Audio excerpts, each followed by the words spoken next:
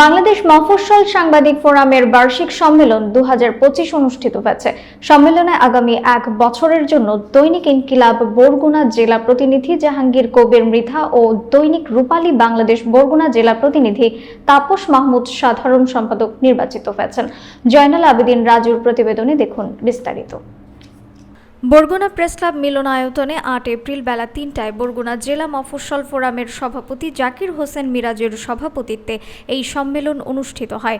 প্রধান অতিথি হিসেবে উপস্থিত ছিলেন মফস্বল সাংবাদিক ফোরামের ট্রাস্টি বোর্ডের চেয়ারম্যান আহমেদ আবু জাফর। সম্মেলন শুভ উদ্বোধন করেন অ্যাডভোকেট সালেহ হাফিজ, সভাপতি বরগুনা প্রেস ক্লাব।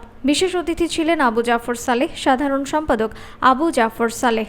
সম্মেলনে বিশেষ বক্তব্য প্রদান করেন বরগুনা প্রেস ক্লাবের সাবেক সভাপতি ও জেলার মফস্বল সাংবাদিক ফোরামের সভাপতি মনির হোসেন কামাল।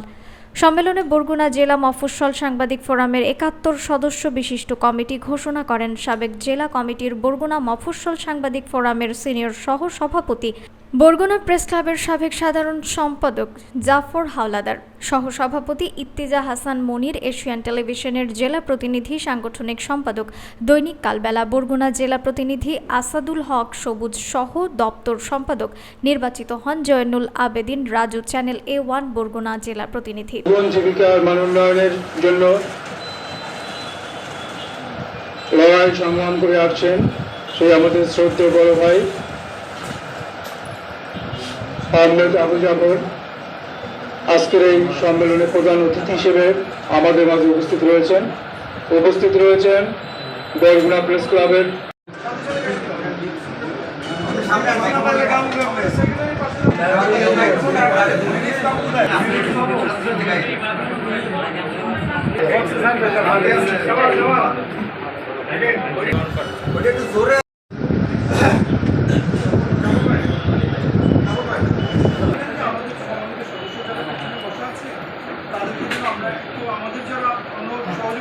আমাদের যারা সিনিয়র সদস্য যদি বেশি যদি এখানে সমস্যা হলে আমরা একটু গরম না করলে আমি বললাম।